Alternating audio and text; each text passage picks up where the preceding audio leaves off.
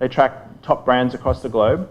And they did a benchmark, I think this was last year, where they looked at the S&P 500 over a 5-year period. And what they saw is the top performing customer experience customers on their index outperformed the market by 22% in terms of share value. Yeah? The laggards, minus 46%. But this is not just a global thing, it's also regional. Here in Asia, we conducted a survey last year targeting with the CMO Council. 23% of marketers surveyed in APJ calculated the impact of customer experience had on the impact. So they were tracking the impact customer experience had on their business. 42% said they saw revenue increase. 16% went as far as saying it increased their revenue over 5 to 10%. So again, there's real money here to be made in getting this right. Yeah? So where do we start? Again, I often get asked the question, where's a good place to start? You know, so if I'm talking to a marketing audience, sales service audience, I say listening, just listening to our customers. Social provides us a great opportunity to listen to what our customers are saying. You know, if you look at social for the last 5 years, it's all been about cracking jokes, you know, pinning up puppy pictures, you know. Yeah, people get a chuckle out, they might like it. But the question is, do they really like you? Do they really like your brand? Do they really care about your brand? There's a fundamental difference between those. And I think if we look at how social's been used for the last 5 years, it's been more of a digital broadcasting mechanism, yeah, versus actually an opportunity to really listen to customers. You know, for me, social presents an excellent opportunity as a marketer, B2B marketer. I use social now to really understand what people are talking about in terms of marketer, sales, service. What are the conversations they're having? And I do this by really looking at the 5 W's, yeah, that we work towards in our org. You know, what are people talking about? So what's hot? You know, is it brand advocacy, brand utility, social media? It could be customer experience. Whatever the topic is, you know, what are they talking about? When are they talking about it? Where are they talking about these conversations? Who is talking about it? So think about the Evans. Who are the Evans in my industry? Yeah, who are these individuals that are influencing these conversations? And why are they talking about it? That's, again, really important. So the context is really important in terms of when you use social, yeah? You know, and again, the fact is we're all talking about these things, whether it's via social channels or face-to-face. You know, we want to know, you know, who's making one of these, you know, cool commercial, how to buy it, I need something new. All these conversations are going on at the moment, at this very minute, this very second, on social channels. You know, and what's really important and what's really cool now in terms of social listening is the tools, you know, again, SAP's delivering. We can really start getting a sense of, you know, what is the net sentiment? You know, how passionate are people? So do they like my product, they hate my product, but how passionate are they liking or hating it? Again, really important insights. You know, what is our share of buzz compared to our competitors? So really the importance of creating a digital hub, listening hub, is actually becoming really important now, and how I can aggregate these using it as a signal opportunity to use digital technology to get, you know, focusing on the signals, the real signals that matter to my business through all that noise. Some great case studies I'm going to touch on. STM. STM is a 6th largest transport authority in North America. So Montreal, they do all the buses and trains. They move about 2 million people a day across Montreal. Yeah, and they had an ambitious goal. They wanted to increase the ridership on their buses and trains by 40% by 2020. So the new inbound CMO came in, and basically Pierre wanted to look at how they could engage their customers. And they had loyalty programs. They had a transit authority card, so they got a card that most 3 million people walk around with that they can jump on and off buses. About 1 million use that every day. And they wanted to look at how they could transform that card into something that was more engaging, something that was more useful, actually delivered value to the end user. So they looked at mobile technology. But everyone's got an app, you know, everyone's got an app now. If you're going to create an app, the fact is, I think, you know, within 48 hours, people will make a decision whether they want to keep it or delete it or shove it off to one of the pages inside your phone, yeah? If you want it up front and center, that has to deliver me value straight away. So they looked at that. They said, okay, how can we take big data, mobility, social, all this, and bring this together in a way that creates value? I was going to show a video, but I think we're going to be pressed for time. But I'll talk about what they've done. Okay, so what they've done is delivered a mobile app that really is designed to enhance the rider's experience. Yes, it's about delivering information that's important to me. So I'm standing at a bus stop. It's cold, it's raining. I get an alert telling me, actually, sorry, the bus is going to be 15 minutes late because of a burst water main or something like that. But what else it does for me is it integrates loyalty, yeah? And it then sends me personalized offers based on the information I shared with it. So it knows I like coffee, yeah? It knows that Starbucks is nearby, and actually what STM has done is integrated 400 retailers across the city into this program. So each of these retailers can now push me a personalized offer based on what information I've shared with them and the context of where I am. So again, I then can redeem that offer via my mobile phone, and I can get also transit information. So again, this is a great example for me of what I call brand utility, where I'm able to increase my brand value to the customer by delivering them a service that actually is meaningful for them. So again, a great example of a transport authority that's actually innovating, really streets ahead in lots of respects. Banks have a lot to learn from this in terms of what they're doing. I can see no reason why banks cannot do this in their own organizations and offer this, yeah? Coca-Cola, another fabulous SAP customer, they took our social listening tool and started listening to customers.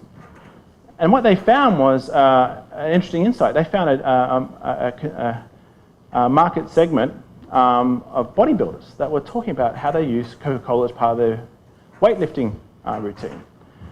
Apparently they use Coke as a way of replenishing their body after a workout. They shake the can of Coke up and then pop it down and scull it in 3 seconds. Coke never knew about this, yeah? They didn't know.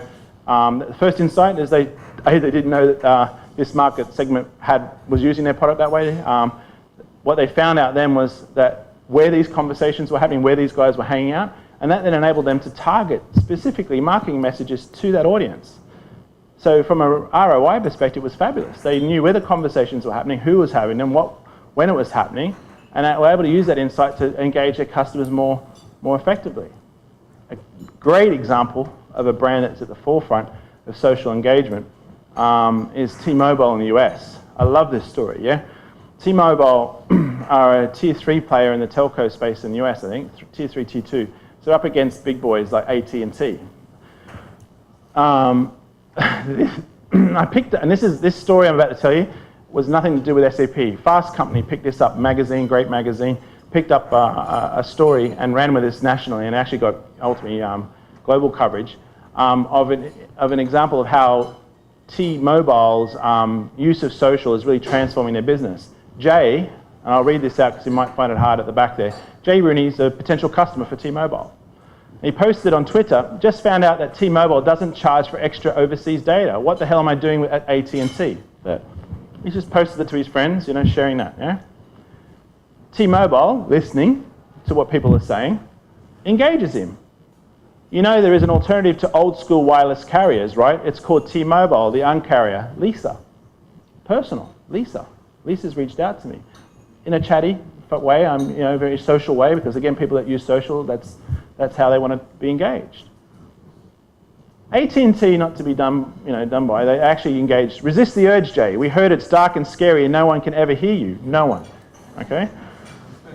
Okay, T-Mobile, go back. AT&T, did your kindergarten panel write that for you? Rambling Rooney, global data at no extra charge versus lots of dollars. It's not complicated. AT&T, no gloves off over here, Jay. It's too close to the holidays to be disgruntled. So this is just before Christmas last year. This is where it gets amazing. T-Mobile, AT&T, Rambling Rooney. Bet AT&T CEO isn't going to join the convo. Come over to the wireless revolution. John Legard, he's the CEO of T-Mobile, is now engaging Jay.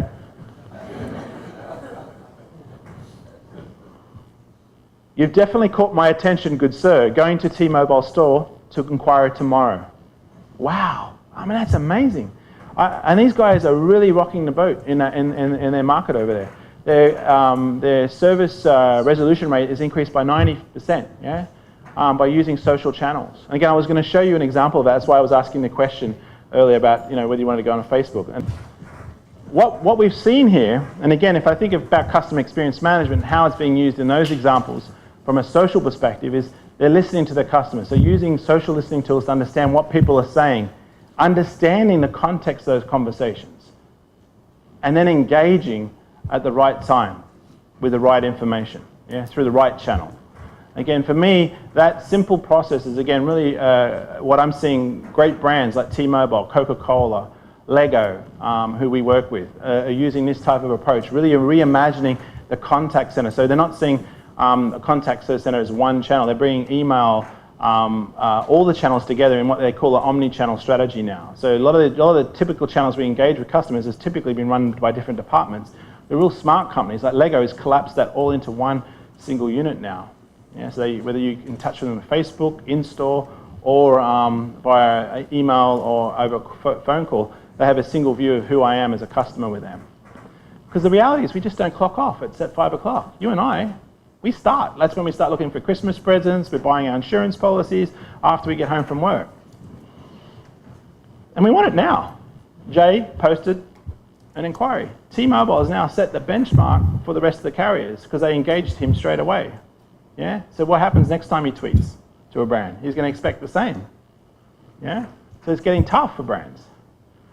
We need to build a connected platform, engagement platform. We need to think more holistically in how we're engaging our customers. Like I said, don't think of it just in terms of sales, service, and marketing. Think about logistics, billing, supply chain, how all these come into play. But also, don't forget about word of mouth in the sense of face-to-face or telephone-based word of mouth. It still accounts for 90% of how people talk about brands. Yeah, that's going to drop as we see over the years. Social will start kicking off. So again, social is a fledgling area still. T-Mobile are at the forefront. You need to be investing now and understanding how you bring that in the organization. But it's not going to necessarily be, you don't just focus everything on social. Yeah, you need to look at all the other channels and bring it all together. Yeah, is what I'm saying now. Charles Darwin, famous quote, you've all heard this, it's not the strongest of the species that survives, nor the most intelligent, but the most responsive to change. Again, change is our biggest obstacle, but change has changed in itself. It's ever surprising, it's unrelenting, it's unforgiving, and it's only going to get faster and faster. That's the reality. I mean, doing 5-year plans and trying to anticipate what's going to happen, who knows? You know, this is the real challenge facing each and every one of us in this business. The fact, though, is we have to adapt, or we'll die. We'll become one of those 40 or 50% of those businesses in the Fortune 500 that disappeared in the last 10 years. Avoid diet pill approaches. I'm a son of a chef. I love food. I love food. I'm always battling with weight, up and down, like a yo-yo. And diet pills are really attractive for me. I want to take them. Yeah, and I do. Sometimes I lose a few kilos. Yeah. But what happens? It comes back. It normally comes on back tenfold, yeah? And this is sadly, as business people, we often want diet pill approaches. And that's where I look at technology and how technology is typically being purchased. Is a diet pill. I need a CRM system. I need a loyalty management tool. I need a social listening tool, yeah? But beware of island solutions. Think about more holistically. Okay, great, I buy this tool, but how's it going to work across the enterprise? How am I going to take the social listening insights and share that across the enterprise? How do I get it to R&D, logistics, supply chain, to my colleagues in Vietnam in terms of there's a stock out issue there? How do I bring these tools together so I can do that? The fact is we need to build an organization around people, process, and technology. Yeah? That ultimately bring those four together, and again, everyone in the BPO space understands this. Again, I'm teaching you to suck eggs here, but again, for me, that is really what drives transformation, yeah, for me. But again, a lot of companies just don't get this, yeah. They just don't get it, yeah. Competitive advantage ultimately requires hard work, yeah. It needs people that are passionate, that want to drive the change that's needed. Key takeaways. We're in the back stretch now. The buying journey, which is what's represented at the top here. So again, sorry about the contrast here. This is fundamentally changed, yeah. As a sales guy, I don't drive this anymore. Yeah, I don't drive it. I influence it. Yeah, I'm adapting to it. Yeah, I'm moving with the customer, and that's where the agility needs to be in the organization. Yeah, whether it's sales, marketing, or service, we need to be working with our customers, guiding them. The reality is, and this is why customer experience is so, and there's loads of research on this. I'm becoming fascinated with the whole area of neuromarketing, how we make decisions. Yeah. 90% of our purchasing decisions are made subconsciously. Again, think back to that 5%.